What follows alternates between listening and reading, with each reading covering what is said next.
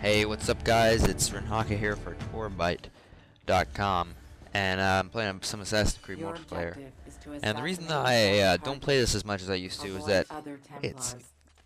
deadly hard to find a game on here. Excuse me while I change my settings, but it's horrible to find a game on PS3, let alone PC, which is what I play on. Well, I play on both, but you know. But I read a article in Game Informer that they're going to be completely changing the matchmaking system, which is going to be a blessing, nonetheless. Also, the different modifications to multiplayer will, I'm pretty sure, will just rock me. Because, I mean, this is already a great engine. Although, you know, there are people who just sit there and run around like it was Call of Duty Black Ops, and, you know, that kind of annoys me. But, anyway, I'm here today talking about the entertainment industry and the scrutiny, or you know, what it has gone through in other people's eyes. Now, I am a avid video game player. You know, I can't go a week or let alone a day without playing some sort of video game. Whether it be Facebook or on a mobile gaming device or something. But I recently watched a video of someone who is campaigning that men should be men. Okay, that makes sense. But then he went on to say, you know, there are grown men sitting at home playing video games. Yes. You have taken the lead. But I think that if you're going to criticize video games, you should criticize the entire entertainment industry. There are grown men sitting at home watching TV. There are grown men sitting at home listening to music, watching movies. So why just pick out video games? You know, that was just something that hit home to me. And thinking more about it, you know, the entertainment industry as a whole has gone through a lot of criticism. But what is it? What is the entertainment industry? It's something that we do in our spare time. I mean, Done. you know, oh, this was disappointing right here. Look at that, poisoned. But in our spare time, we have to do 1,000 points too. We have to do something to take that up. You can't just sit and stare at a wall. Some people can. It's like watching a video of something loot for 10 minutes on YouTube. Can't do it. But I mean, especially with video games. And I really don't like it whenever people criticize or scrutinize kids who are interested in the video game industry, maybe want to go into computer programming or game design or animation or anything, and they feel discouraged because of parents who, you know, Done. maybe they You have discourage taken the that lead. or something. But that's really something that I don't like, because I don't care who you are, if you feel that the entertainment industry has no money in it, which is an outright lie. Maybe it's just video games that they feel has no money in it. But that surprises me. And you know, not only do you have money for people making the games, you have money for people who run the servers, you have money for people Contract who lost. playtest the games, you have money for people who buy the games, there are game stores, you know, game system developers, and there's just a lot of jobs. And some of the things that are in games, I especially hate whenever they say it has no real life outcome, because now we have soldiers out in the battlefield controlling, you know, robots to disarm bombs with Xbox controllers, which blows my mind, but still. And you have people who say, you know, it amounts to nothing, you're just wasting your time, why don't you go do something more productive? But another thing that I feel is that people compare video games to sports. Well, why don't you just go play some sports? Why don't you be more physical? Why don't you go outside more?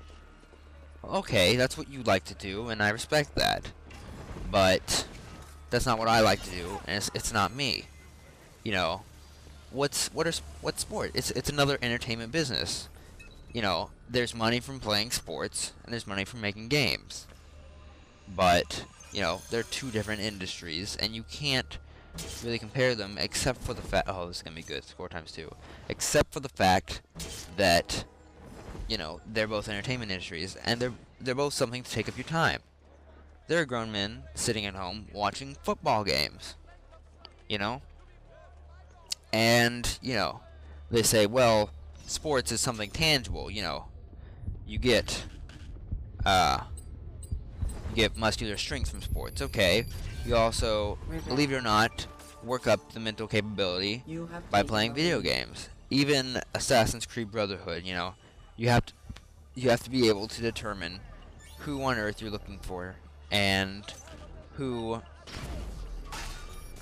is your target and who's your pursuer. And it's not just a point-and-click game, so to speak. They work different parts. Now, do I believe that you should just stay cooped up in your room playing video games forever? No, certainly not. You should make a healthy balance of, you know, if you like gaming, make a healthy balance of gaming, work, family, life, all of that. But don't scrutinize the gaming industry just because people play games in their spare time. I don't know what you do in your spare time, and I don't really want to know. Although, you know, you can post a comment on what you do in your spare time, just don't put in anything nasty.